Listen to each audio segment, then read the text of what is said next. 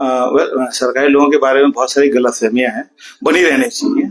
और इस किस्म की रिसर्च ऑफिस में बैठ के हो सके, पता नहीं, मुझे नहीं लगता है क्यों नहीं हो सकती है।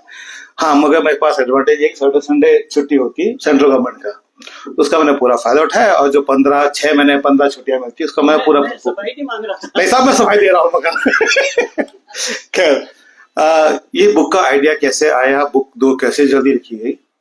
तो पहली बात, ये मेरी पहली वाली जो बुक थी जिसमें उत्तराखंड में, सॉरी देहरादून में स्वतंत्रता संग्राम में देहरादून शहर ने क्या रोल प्ले किया, इसके ऊपर थी, जिसका 2 साल पहले यहाँ पे हमने, उसी में जब गांधी जी मसूरी आए थे तो उस टाइम का एक मैंने किस्सा पढ़ा था, मैंने बुक में मेंशन नहीं किया था। वो किस्सा ये हुआ कि जब 1929 में गांधी जी यहाँ आए तो गांव के कुछ लोग, आसपास मसूरी के गांव के आसपास के कुछ लोग मिलने आए कि कोई महात्मा जी आते हैं। तो हमें बताया कि सुबह से मॉर्निंग वॉक पे जाते हैं। तो काफी सारे लोग जा रहे थे कि तुम में से महात्मा कौन है भाई, तो उन्होंने बताया कि ये गए महात्मा जी। और देख रहे ये महात्मा जी, उन्हें विश्वास नहीं हुआ क्योंकि उनको था कि महात्मा जी में उसको दाढ़ी दूढ़ी वाला ऋषि मुनि होगा। गांधी जी के साथ अपने एक इमेज बनाई हुई है, ये गांधी जी हैं। और हमें बाद में जब गांधी से रूबरू मुलाकात करते हैं तो पता चलता है तो वो है ही नहीं बनता, और हमें विश्वास नहीं होता कि क्या यही है। ये सच्चाई गांधी जी के साथ सिर्फ मसूरी के ही लोगों के नहीं, आज भी चली जा रही है। हम अपने बंधे बंधाए फ्रेम में गांधी जी को देखते हैं, चाहे उसके मित्र हों या उसके उनको पसंद करने वाले हो, ना पसंद करने वाले, और जब पाते हैं तो गांधी जी को चोरी नजर आ रहे होते हैं। क्योंकि गांधी तो बहुत कुछ है ना, वो किसी फ्रेम में नहीं बन पाते हैं। उस फ्रेम में इस हद तक नहीं बन पाते हैं कि वो कहते हैं कि मेरे निमित्त गांधीवाद नाम की कोई चीज होती नहीं, क्योंकि मैं तो लगातार इवॉल्व कर रहा हूँ, लगातार ग्रो कर रहा हूँ। और अगर आपको लगे कि मैंने 2 बातों में विरोध है तो ये देखो कि मैं सबसे बाद में कौन सी बात की, क्योंकि मैं इवॉल्व होते होते यहाँ तक पहुंचा हूं। तो मैं 20 साल की उम्र में कुछ कह रहा हूं, मैं 70 साल की उम्र में कुछ कह रहा हूं, तो 70 साल की बात की बात करना है, क्योंकि मैंने इतना जीवन अनुभव का सार उसमें छुपा हुआ है। तो कोई कंफ्यूजन, मैं इवॉल्व हो रहा हूं लगातार। सो कमिंग बैक टू तो हुआ ये कि गांधी जी हैं क्या। तो जब ये मेरी पहली वाली बुक में तो मसूरी के ऊपर और देहरादून के ऊपर तो हमने मेंशन किया ही था। फिर ये ने गांधी को देखा जाए कि गांधी जी उत्तराखंड में और कहाँ का है, तो वहां से मैंने टटोला शुरू किया। मुझे खुद नहीं मालूम था कि गांधी 8 बार आए। तो जब ढूंढना शुरू किया तो ये हुआ कि गांधी जी 8 बार आए, तो 8 बार कहाँ का है, तो पाया कि इसमें से 4 यात्राएं तो उन्होंने गुरुकुल कांगड़ी की थी, शुरू की 3 और एक लास्ट में उस दिन भी गुरुकुल, वो हरिद्वार में थी। तो गुरुकुल कांगड़ी की यात्रा है, उन्होंने दिखा व्यक्तिगत उनकी कैटेगरी की मित्रता के चलते हैं। वह था कि जो महात्मा मुंशीराम जिन्होंने सन्यास के बाद जिनको सदानंद जी बोला, स्वामी सदानंद बोला गया, जिनके नाम पे ये हमारा आश्रम भी है। अब आर्य समाज के मतलब स्वामी दयानंद के बाद सबसे नंबर 2 पे मतलब उनके रेस्पेक्ट तो उनकी है। तो उनका जो गुरुकुल था, जो गांधी जी सत्याग्रह कर रहे थे ना दक्षिण अफ्रीका में, यहाँ के लड़कों ने मेहनत मजदूरी करके जो पैसे कमाए वो गांधी जी को वहां भेजे थे। तो गांधी जी को बड़ा टच किया था कि लड़कों ने दूधिया बांध पे मेहनत की, मजदूरी की, पैसे कमाए, वो हमें सत्याग्रह में भेजे। तो ये पर्सनल सा टच था। फिर जब गांधी जी यहाँ हिंदुस्तान आए तो उनके साथ उनकी फिनिक्स की जो आश्रम की टीम थी, कुछ 25 एक लोग वो भी आए थे। और समस्या ये थी, गांधी जी ने तो अभी आश्रम तो सेटल किया नहीं था, तो इन फिनिक्स के बच्चों को कहाँ रखा जाए। वहां पे ये काम आए थे। कुछ टाइम वो स्वामी सदानंद जी के पास रहे, फिर वो रविन्द्रनाथ टैगोर के यहाँ, वो कलकत्ता से शांति उनके वहां चले गए थे, और कुछ टाइम वहां रहे, 5 महीने वहां रहे। फिर उसके बाद वापस वो यहाँ ही आ गए थे गुरुकुल कांगड़ी में। तो जिस आदमी से जो आपका सिर्फ पेन फ्रेंड है, जिससे आपने सिर्फ सुना है, उसके टीम के लोगों को आप इतने इतने समय तक अपने साथ रखें, ये बहुत टच पर्सनल एक होता है, टच वाली। तो गांधी जी कहता नहीं यार, मुझे उनसे जाकर के मिलना है। बाकी जो आश्रम के बारे में जो काम सुना था वो तो था ही था। तो जब गांधी जी यहाँ आए, कुंभ के मेले की बात है, यहाँ आए, उनसे मिले, सबसे में, तो ये गांधी जी की पहली यात्रा थी। और इस पहली यात्रा में वो गुरुकुल कांगड़ी भी गए, उस टाइम ऋषिकुल भी गए, और यहीं पे उन्होंने कुंभ के मेले में व्रत रखे थे कि मैं सूर्यास्त के बाद खाना नहीं खाऊंगा, जो भी खाना होगा मुझे वो सूर्योदय, हिंदुस्तान में रहते हुए सूर्यास्त से पहले मुझे खाना है, और मैं दिन में से 5 अन्न के प्रकार के अन्न खाऊंगा। वो यहाँ उन्होंने की थी। फिर दूसरी उनकी यात्रा 1 साल के बाद थी। फिर तीसरी यात्रा भी उनकी जो थी वो जब गुरुकुल कांगड़ी को जो हमें 25 साल हो गए, तब वो वहां पे, तब तक स्वामी सदानंद जी की कहते हैं उनका मर्डर कर दिया गया था, हिंदू फंडामेंटलिज्म, मुस्लिम फंडामेंटलिज्म के एक मुस्लिम फंडामेंटलिस्ट ने। तो उसके 2 महीने बाद ही जब 25 साल पूरे थे, उसमें खुद गांधी जी आए थे। उसके गांधी जी यहाँ 1929 में उनकी कुमाऊं की यात्रा होती है, और एक यात्रा उनकी होती है देहरादून की। ये पॉलिटिकल यात्रा है। अच्छा, ये सब क्यों हुआ था कि साइमन कमीशन आ गया था। तो साइमन कमीशन ने कहा कि हम हिंदुस्तान में कॉन्स्टिट्यूशन बनाएंगे, पर उसमें कोई भी हिंदुस्तानी नहीं था। तो विरोध हो रहा था और ये था कि भाई अब 2000 उन्होंने कहा था 30 में एजिटेशन होने की पूरी संभावना थी कि 30 में बड़े आंदोलन होने जा रहे हैं। तो उस आंदोलन जो अगले साल होना है 30 में, उसकी तैयारी के लिए गांधी जी ने पूरे हिंदुस्तान में घूमना शुरू किया। वो सिर्फ यहाँ ही नहीं आए, 1.5 महीना वो आंध्र प्रदेश में घूमते, 2.5 महीने पूरे यूपी में घूमते रहे। हम ये मान के ना चले कि सिर्फ हमारे यहाँ ना, पूरे, और हमारे यहाँ भी आए। और जो यहाँ आए तो वो पहले तो कुमाऊं आए, जहाँ की वो अपने वो गीता के ऊपर भी उन्होंने काम किया। गीता का उन्होंने गुजराती अनुवाद किया था, उसकी भूमिका लिखनी थी उनको, वो उन्होंने कौशानी में बैठ के लिखी थी। तो उसके लिए वो कौसानी जो है वो वहां आए थे। उससे पहले वो गांधी जी आए हैं तो आराम तो कहाँ होना, वो तो उससे पहले उनको नैनीताल में भी सभा हो गई, उसके बाद ताड़ी खेत में भी उनके लिए कहते हैं वो सभा हो गई, अल्मोड़ा में सभा हो गई, बागेश्वर में भी बड़ी सभा हुई। और फिर अच्छा, इस पूरे प्रोसेस में मुझे एक चीज जो, जब मैं कुमाऊं की यात्रा पढ़ने लगा तो वो एक बड़ी मजेदार सी चीज पता चली। कौसानी में सब बोलते कि कौसानी को उन्होंने जो गांधी जी ने स्विट्जरलैंड कहा था, पर जब मैं पढ़ रहा हूं तो मुझे लोकल रेफरेंसेस में उस दौर के कहीं भी इसका कंपैरिजन नहीं दिख रहा है कि गांधी जी ने स्विट्जरलैंड से की तुलना की होगी। ये टूरिज्म इंडस्ट्री की या पता नहीं किसकी उड़ाए हुए आख्यान है, या कुछ बात फैल जाती है कई बार। मैं जो गांधीवादी जो चिंतक है वहां से मिला, राधा बहन से मिला, दिल्ली में भी लोगों से मिला, सबका कहना ही है कि नहीं, ऐसा कुछ नहीं, गांधी जी ने कंपैरिजन किया ही नहीं। हाँ, मुझे एक लेटर जरूर मिला जिसमें गांधी जी हिमालय की तुलना यूरोप के एल्प्स पर्वतों से करते हैं। वो कहते हैं, चिट्ठी में लिखते हैं, हम कहते हैं जी तबीयत खराब होगी तो पूरी चीज जो हमारे हिंदुस्तान की वो ठीक होने के लिए वो यूरोप चल जाते हैं।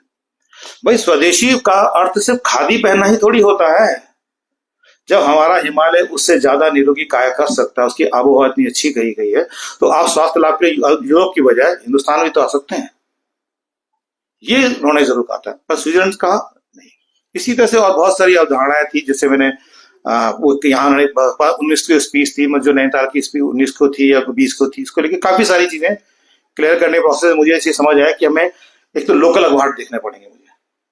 तो लोकल अखबार के लिए दिल्ली में रहने का मुझे एडवांटेज ये मिलता है कि वहां पुराने अखबार मिल जाते हैं, 1930 के, 20 के, 30 के, 40 के, वहां अखबार मिल जाते हैं। तो माइक्रो फिल्म है, तो सैटरडे जो छुट्टी होती है तो वहां नेहरू लाइब्रेरी खुली होती है, तो अपना वहां बैठ के लैपटॉप लेकर के माइक्रो फिल्म पढ़ रहे हैं, अपना देख रहे, चलो भाई अल्मोड़ा का जिक्र आ गया, अल्मोड़ा की न्यूज पढ़ी और लैपटॉप में वो हाथों हाथ टाइप कर दी, चलो अगला पेज पढ़ो, अगला पेज, चलो भाई न्यूज आ गई, मतलब कि उसको टाइप कर लो। अब बाद में सिलसिलेवार ढंग के उसको छांटना शुरू कर दो। तो ये सैटरडे लाइब्रेरी में खूब मेरे लगे हैं, वो घर में नहीं। तो मेरे जो घर वालों के लिए मेरा 6 डे वर्किंग था, मेरे लिए वो 5 डे वर्किंग था, पर घर वालों के हिसाब से था कि वह तो आप 6 दिन गायब रहता है ये। तो ये पूरा प्रोसेस से इस तरह से मटेरियल। अच्छा, फिर एक और चीज भी कि मटेरियल इकट्ठा करने के लिए जो उनके समकालीन थे, जैसे कि मेरा बहन की ऑटोबायोग्राफी है, वो जब यहाँ आई थी नैनीताल तो उसके बारे में उन्होंने लिखा था, हमने उससे लिया।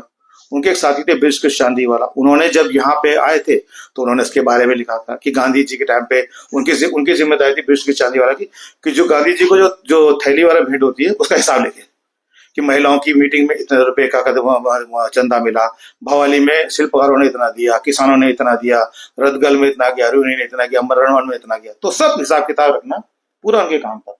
तो वो उसी तरह से जो लोकल हमारे नेता थे, महावीर त्यागी जी थे, इन सब के संस्मरणों को लगातार कलेक्ट किया।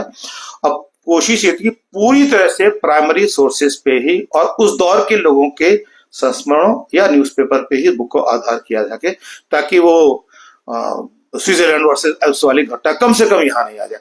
किंवदंतियों में चलती है, कोई बात नहीं, चला करे, टूरिज्म इंडस्ट्री को उससे बेनिफिट होता है, हुआ करे, पर हम इतिहास के या जो पढ़ने लिखने के शौकीन लोग हैं उनको मालूम तो कि हकीकत क्या है, हकीकत जानना। और ठीक है, जो चल रहा है वो तो अनारकली भी सच मान ली जगह ही है ना, क्योंकि अनारकली है ही नहीं कोई चीज, तो ठीक है वो। और ये अल्मोड़ा की इनकी पूरी यात्रा जो रही है उसके बारे में चल, तो मसूरी कौसानी में रहे, कौसानी में रह करके उन्होंने उसके हिमालय को बहुत ज्यादा पसंद आया अल्मोड़ा में, बल्कि उन्होंने एक आश्रम को बोला, और जो साथ के बीमार पड़ते थे उनको अल्मोड़ा भेज देते कि वहां जाओ यार, हिमालय की बहुत बड़ी आबोहवा है, तो आप वहां जाइए। फिर वो देहरादून भी जब आया तो हरिद्वार, देहरादून, मसूरी उसी एक ही टाइम पे आए, एक ही लगातार हफ्ते भर मसूरी में भी रहे। तो मसूरी में एक, मैं पुरानी बुक है, इस बुक में दौरान देखिए हिस्ट्री में कैसे प्रोग्रेस होती है, मुझे तो कैसा अनुभव था जब मसूरी में आए थे। तो ये पढ़ने को मुझे मालूम चल गया था कि गांधी जी ने यहाँ एक मीटिंग की थी, मीटिंग पब्लिक जनसभा हुई थी। कब हुई थी, क्या हुई थी, कहीं कोई जिक्र नहीं मिला मुझे, तारीख का कोई वो नहीं था। जो कलेक्टर वर्क जो गांधी जी का पूरा जो 100 खंडों में, उसमें डेट थी 21 तारीख, 21 तारीख मगर मंडे था, मंडे गांधी जी का मौन व्रत होता था। तो ये क्लियर था कि जो कलेक्टर वर्ग में 21 तारीख डेट लिखी, 21 तारीख तो हो नहीं सकती इनकी सभा, क्योंकि वो सभा में तो मौन व्रत में तो सभा होगी नहीं। तो जब मैं पहली वाली बुक के काम कर रहा था, इस बुक के काम करने प्रोसेस से क्या हुआ, मुझे रीडर जो लीडर अखबार था उसके मुझे माइक्रोफिल्म्स मिल गई। वो कुछ टाइम खराब थी, वो बाद में सफाई होकर क्लीन होकर आ गई। जब मैंने यहाँ देखा तो पता चला कि उस संडे की 20 तारीख को ये मीटिंग हुई थी हिमालयन क्लब में, जो ग्रैंडोर में, वहां मीटिंग हुई थी। और हमें अभी तक किसी को मालूम नहीं था कि इवन मसूरी में जो हमारे साथी कि यहाँ पे मीटिंग, पर जब अखबार मुझे मिल गया तो अब वो मिला, फिर काशी का से आज निकलता था, उसमें उसने क्लियर मेंशन किया। तो वहां से मैं क्लियर हुआ कि हिमालय क्लब जो है लैंडोर में, वहां पे गांधी जी की 20 तारीख को ये एक जनसभा हुई थी। और म्यूनिसपैलिटी वालों ने, म्यूनिसिपल लोगों के वहां ने, आप सोचे तो अंग्रेज होंगे, उन्हें जो गांधी को मानपत्र दिया वो एक चांदी के डांडी रिक्शा में दिया। हमेशा तो मानपत्र किसी लिफाफे में या बॉक्स में देते थे, उन्हें डांडी रिक्शा जो होता है वो चांदी का बनाया, उसके ऊपर रख के दिया। गांधी ने उसको वही हाथों हाथ 700 रुपए में नीलाम कर दिया दांडी मार्च को, जो डांडी की जो थी रिक्शा को, अब वो भी कलेक्शन में अपना डाल दिया। फिर देहरादून की भी यहाँ ये श्रद्धानंद बाल वनिता आश्रम से लेकर के, और यहाँ रिस्पन्ना के पास जो है डेवी स्कूल, वहाँ काफी उनकी, बल्कि गांधी जी को यहाँ जब आए तो रिस्पन्ना में एक बड़ी अच्छी चीज पता चली उनका, उन्होंने ये पता चला कि यहाँ जो रैदास जाति की, जो दलित जाति के लोग हैं, यहाँ ईंट भट्टों के मालिक है। बाकी जगह तो दलितों की स्थिति ये है कि काम मांग रहे हैं, यहाँ बल्कि नौकरी दे रहे हैं लोगों को। तो जब वो एंटरप्रेन्योरशिप की तरफ आते हैं दलित, तो कैसे रोजगार पैदा करने वाला समूह बन जाता है। ये गांधी जी को बड़ा अच्छा एग्जाम्पल लगा, उन्होंने कई बार उसको मेंशन भी करते हैं। फिर 31 में जैसे आए गांधी जी, तो 31 में वो, फिर वो, अच्छा वो 31 में 29 में जिनके घर ठहरे थे वो सगे नाना जी है ताकोला में, तो उनकी पूरी कहानी तो आप पूरा बता दीजिएगा जैसे। और आपने एक बात मुझसे पूछी थी कि टाइम हो गया शायद है, हाँ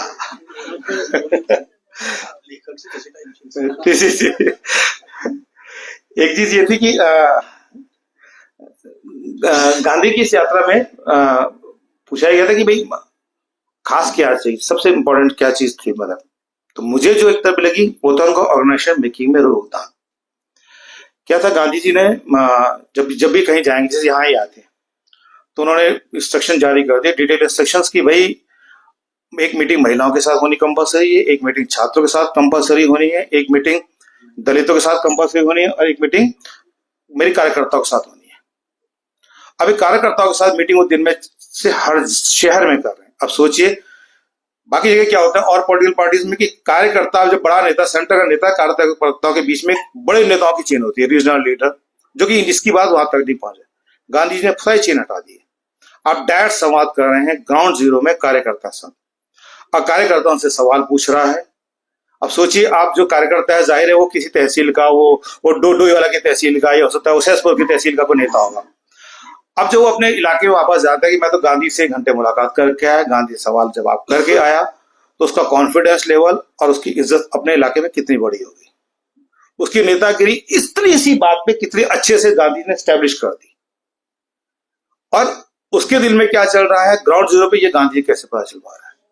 तो गांधी जी का कभी भी बीच के जो उनके साथ के इर्द गिर्द नेता थे कभी नहीं बहला पाए गांधी जी को मुल्क का आदमी कैसे सोचता है। कि गांधी जी जब भी मुझा रहे हैं वो लगातार कॉमन अपने कार्यकर्ता से सीधा सीधा संवाद कर रहे हैं। अब महिलाओं के साथ दलितों के साथ मीटिंग, देहरादून में हमको बुलाना है, परंतु दलितों के बीच में और महिलाओं के बीच में हमारे को नेता ही नहीं, तो गांधी जी आप क्या नहीं आएंगे।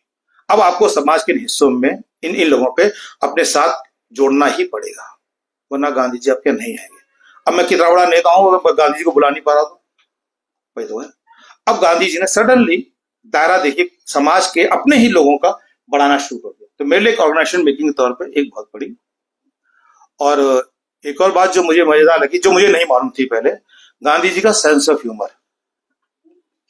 गांधी जी का सेंस ऑफ ह्यूमर के बारे में क्या कहते थे, गांधी जी कब बातचीत करते करते आपकी लग पुलिंग करें पता नहीं चल पाएगा, ये बड़ा उनके साथ। अच्छा, वो एक बार क्लिंटन ने भी कहा था कि अगर व्हाइट हाउस में काम करते टाइम आपका अगर सेंस ऑफ ह्यूमर नहीं है तो इस ऑफिस में काम नहीं कर सकते। तो बड़े दफ्तर में जो, अब वैसे भी नेताओं के बारे में हाजिर जवाबी तो नेताओं में सबने देखी है जो भी इनका। तो गांधी जी के साथ एक बहुत बड़ा होता है कि वो बातचीत को कब कहाँ पे मजाक में लेकर के इस गंभीरता को या कैसे पेश करेंगे, कुछ बड़ा बहुत इंटरेस्टिंग था वो। तो एक मैं किस्सा सुनाना चाहूंगा मसूरी का। मसूरी में एक बार अंग्रेज उनके लिए इंटरव्यू के लिए आए थे, तो उन्होंने बोला ठीक है मॉर्निंग वॉक पे मुझसे चलते रहते बातचीत करेंगे और उसी टाइम पे वो बातचीत में इंटरव्यू हो जाएगा। तो जब बातचीत हो रही थी तो बंदरों की बातचीत थी, बंदर खेती को कितना खराब कर देते हैं, सारा खेत खा देते हैं ये वो। तो उस अंग्रेज ने पूछा कि आपको नहीं लगता कि हिंदुस्तान की समस्या जो है बंदरों की वजह से है? गांधी जी हंस लगे कि हाँ बोल के ठीक बोला, हिंदुस्तान की समस्या जो है वो तो बंदरों की वजह से है। और गांधी भी हंसने लगे और सब लोग आगे इसमें हंसने की बात, यार गांधी तो हंसते रहे, खूब बड़ा हंस रहे। वो सब उसको समझ नहीं आया क्या। तो बोला जी मुझे सरोजिनी नायडू ने कहा तो था कि गांधी जी कई बार मजाक करते हैं, बस के रहना उनसे। तो गांधी बोला बात ये है, फिर गांधी रीजन बन जाए, क्या बात ये कि जब भगवान रामचंद्र जो है जब वो लंका विजय के बाद अयोध्या जाने लगे तो बंदरों ने उनसे कहा हम तो जी आपके साथ नहीं लड़ाई लड़े और आप तो अयोध्या जा रहे राजा बन करके, हमारा क्या होगा? तो भगवान ने बोला चिंता मत करो, अगले जन्म में तुम चक्रवर्ती राजा बनोगे और हमारे यहाँ अंग्रेजों को बंदर बोलते हैं। तो बंदरों की वजह से हमारे हिंदुस्तान की जो है सच में हालत खराब है। और एक और बात जो उनकी पहली यात्रा की है, ये गांधी जी का है, उसको वो बेचारा समझ नहीं आया मैं कैसे रिएक्ट करूं। अब एक और, जब बिल्कुल पहला साल गांधी जी का, तो ये गुरुकुल महाविद्यालय में, तो जब आए गांधी जी तो हम भारा मिल के बगीचे में कैंप लगा था, तो वो एक भजन जो गाने वाले उन्हें फटाफट गांधी जी के लिए भजन बनाया और जिसमें कहा कि हमें बड़ी खुशी होगी कि आप जब यहाँ आए हैं, आप हमें कभी ना भूलें, हमेशा याद रखें। तो अब गांधी जी ने जब कंक्लूडिंग स्पीच दी तो बोला मुझे वो लाइन बड़ी अच्छी लगी। तो ये है कि जब मैं भविष्य में जब भी जेल, 1915 में कहना है गांधी जी कि जब भी मैं भविष्य में जेल भरो आंदोलन करूंगा और उस टाइम अगर आप मेरे कहने पे जेल आ गए तो मैं आपको कैसे भूलूंगा, और आप नहीं आए तो मैं आपको याद करके क्या कर लूंगा सब। तो हंसी मजाक में गांधी जी ने उनको मानस तैयार करना शुरू कर दिया था कि मेरे साथ पढ़ोगे तो पैसा ये तो आपका रास्ता ये चलेगा। और हुआ भी ये, जो गांधी जी की राह पे चलते लोग पूरा मुल्क आंदोलनरत हुआ तो सिर्फ हिंदुस्तान को आजादी नहीं मिली, हिंदुस्तान की आजादी के बाद पूरी दुनिया में 15 साल में सारी दुनिया में जितनी कॉलोनीज थी एक एक करके आजाद होती चली गई।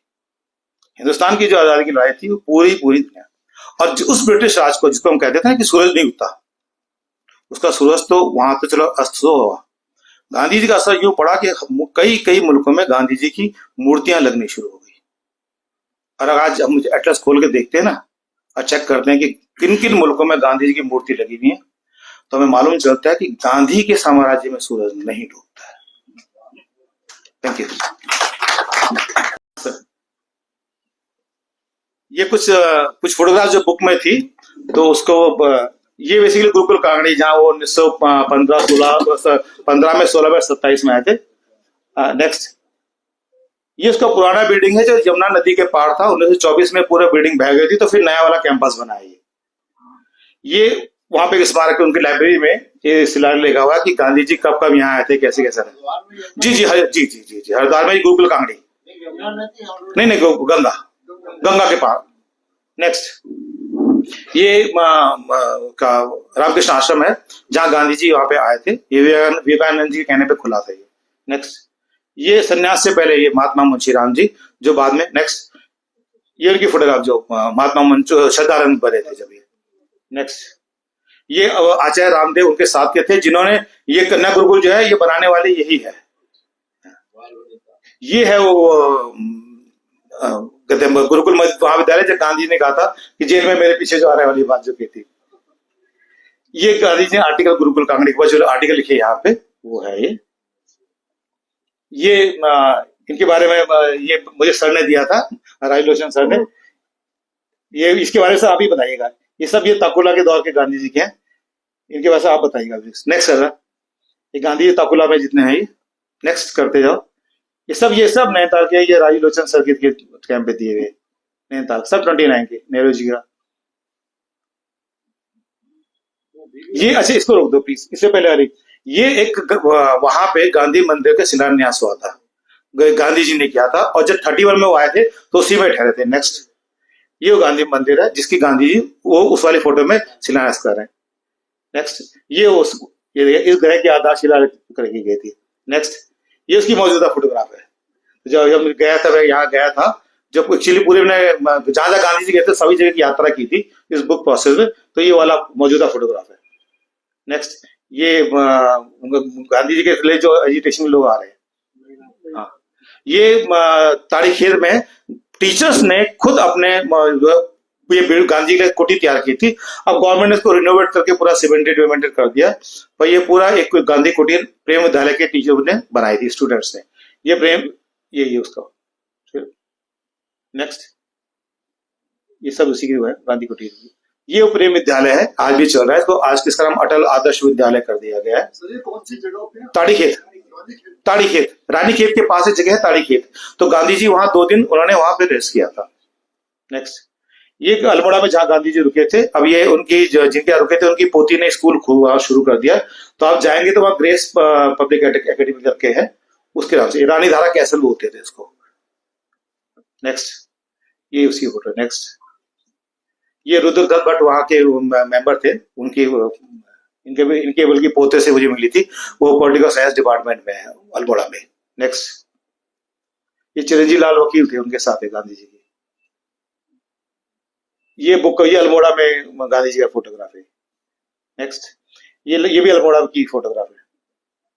ये वो जहां पे था वहां पे। अच्छा, इस तरह के शिलालेख हमारे देहरादून में नहीं, गांधी जी की यहाँ भी हुई है, पर जैसे लक्ष्मेश्वर को उन्होंने अल्मोड़ा में शिलालेख लगा रखा है, गांधी जी यहाँ आए थे, हमारे यहाँ नहीं है। नीचे की लाइन उसमें, ये वहां पे चर्च में जहां गांधी जी आए थे, एक मीटिंग उनकी यहाँ चल। ये बागेश्वर में एक स्वराज मंदिर की उन्होंने स्थापना की थी, तो वहां एक मूर्ति लगी हुई है गांधी जी की बागेश्वर में। यहाँ भी उन्होंने 40 कार्यकर्ताओं के साथ मीटिंग की थी, छोटा सा बागेश्वर शहर है पर तो। नेक्स्ट, ये कौसानी में जो अनाशक्ति आश्रम। नेक्स्ट, ये भी उसी का ही है। अच्छा, ये देखिए, इसमें एक चीज दिखाना चाहूंगा आपको। जब गांधी जी के साथ क्या था, गांधी जी जो लगातार लिखते रहते थे, उनका कहना था मेरे बारे में बहुत लिखते रहते हैं, तो मैं अपने बारे में जो लिख रहा हूँ उसी को ऑथेंटिक माना जाए। तो उनकी जो यात्राएं थी, यात्रा विवरण को भी वो अपने मैगजीन्स वगैरह में डालते थे। अच्छा, वो उनके 3 गुजराती में, हिंदी में, इंग्लिश में 3 वीकली निकलते थे, 8-8 पेज के। अच्छा, तमाम यात्राओं के दौरान निकलते थे। तो उसमें उनका क्या था, यात्रा शुरू से उनसे पहले अगर आप ये देखेंगे, ये शुक्रवार का, गुरुवार, शनिवार, तो ये है कि कहाँ कितने चंदा मुझे मिला है। तो वो जितना जितना चंदा मिला वो सारा का सारा अखबार में छाप देते थे। तो उसमें मुझे रनमन में इतना मिला है, मुझे कहा, जैसे मैं देख रहा था तो पूरा डिटेल वो लिखते थे कि मुझे फला जगह इतने रुपए की थैली मिली, फला जगह इतने रुपए की थैली मिली, सारा का सारा पूरी ट्रांसपेरेंसी के साथ वो अखबार में, अपने अखबार में छाप दिया करते थे। तो इसी से हमें यही पता चला कि वो कहाँ किस किस जगह पे, गाँव में कहाँ गए, वो सब हमें सही पता चल पाता, कहाँ कितना रुपए थैली भेंट हुई, फुल ट्रांसपेरेंसी के साथ पूरा होश। नेक्स्ट, ये गांधी जी के आर्टिकल्स वगैरह जो है, ये फिर सेम अल्मोड़ा की यात्रा पे जो है उनका पहला आर्टिकल जो है वो पहला नैनीताल का था, ये अल्मोड़ा का है। नेक्स्ट, ये सूरजमल की धर्मशाला लक्षण में जहां रात में गांधी जी रुके थे, अब बहुत बुरी स्थिति में है। तो ये फोटोग्राफ मुझे मिली थी बिंदाल पुल के पास जो है बाल विता आश्रम, जिसकी गांधी जी ने नींव रखी थी, ये वहां का फोटोग्राफ है। तो गांधी जी की उस पे भी एक मीटिंग, वहां पे वो सभा जो हुई थी गांधी जी के देहांत में, पहली सभा ये वाली थी। वहां पत्थर तो लगा है, जी, पत्थर भी लगा है, ये फोटो भी मैंने वहीं से ली है। नेक्स्ट, ये डीवी कॉलेज में भी आए थे, तो डीवी कॉलेज की फोटोस ले लगाए थे। नेक्स्ट, ये क्रिश्चियन रिट्रीट सेंटर जो है, ये यहाँ पे जो गांधी जी ने ये अक्टूबर, तो जो एक पीपल का जो पेड़ हुआ था कृष्णदेव शास्त्री जी की उसमें मेमोरी में, तो ये उनका वहां पे शिलालेख भी है, और ये पेड़ है, आप जाएंगे तो खूब बड़ा सा पेड़ है वो। इसमें एक चीज मैं पॉइंट आउट करूं जी सर, कि आजकल विवाद ये है कि जो पत्थर लगाता है वो अपना, हाँ ठीक है सर, हाँ, अपना नाम मोटा लिख पाता है और जिसके ऑनर में लिख रहा था और यहाँ सही है, बिल्कुल सही है कि केशव देव शास्त्री के ऑनर में लगा है, उनका नाम बोल्ड में है और महात्मा गांधी का छोटा होना चाहिए। यस, और आजकल रिवर्स उल्टा और खासकर और ये मेरे भी ध्यान नहीं दिया था सर। महात्मा, अच्छा, महात्मा वृक्ष एक सज्जन है, उन्होंने आइकॉनिक ट्रीज ऑफ इंडिया करके एक बुक लिखी है जी, जिसमें इंडिया के 75 आइकॉनिक पेड़ है, उसमें एक पेड़ ये भी है। अरे सर तो क्या बात है, इस जानकारी के बहुत बहुत शुक्रिया, बहुत बहुत शुक्रिया। तो मतलब ये मुझे लगता है बहुत लोगों को पता भी होगा कि हमारा शहर उनमें है जहाँ आइकॉनिक ट्री बने एक से एक रहता है। Thank you. नेक्स्ट, ये मसूरी में गांधी जी का है। ये मसूरी में इनकी जो एक मूर्ति है ना, वो जी जी जी। नेक्स्ट, ये वही है। नेक्स्ट, ये गढ़वाली एक पार्ट है जो उनके ऊपर जो छापा था उनकी यात्रा के ऊपर, यहाँ के जब देहरादून आए थे। नेक्स्ट, गढ़वाली न्यूज़पेपर ने जी, ये वही है। ये भी ताकुला का है। ये सब मुझे राज लोचन सर के फोटोग्राफ है, सारे उनके दिए गए हैं। ये गढ़वाली में जब वहां आए थे, जब 31 में जो आए थे, तो बेसिकली इनको पढ़ के और बुक्स के अलावा ये भी मेरा अध्ययन सामग्री रही है। मतलब ये 31 के अखबार, 29 के अखबार है। नेक्स्ट, शक्ति अखबार, ये कुमाऊं कॉन्फ्रेंस है। अच्छा, ये जो कुमाऊं कॉन्फ्रेंस है इसके बारे में बता दूं, कई जगहों पे इसको जो स्पेशली जो नेशनल डेलीज ने राजनीतिक पीड़ितों की बैठक कहता है, पॉलिटिकल प्रिजनर के जो है, जो कि पॉलिटिकल प्रिजनर की नहीं, टोटल ये सम्मेलन था ये। तो हमने बुक में वही मेंशन किया क्लैरिफिकेशन के साथ साथ। नेक्स्ट, ये सब 31 के हैं सारे के सारे। ये मसूरी में जब गांधी जी आए थे, ये गढ़वाली की स्टैम्प रिपोर्ट है। जब ये देहरादून में आए, मसूरी में आए, तो उस टाइम की रिपोर्ट है ये। नेक्स्ट, अच्छा, ये थोड़ा सा हम देहरादून वाले हैं, ये पवेलियन ग्राउंड के, तो ये सबको हमने देखा ही है, ये पवेलियन ग्राउंड का। नेक्स्ट फोटोग्राफ दिखाओ। अब देखिए इसमें एग्जैक्टली ये जगह है जहां गांधी जी का मंच बना था जब गांधी जी यहाँ पे 46 में आए थे।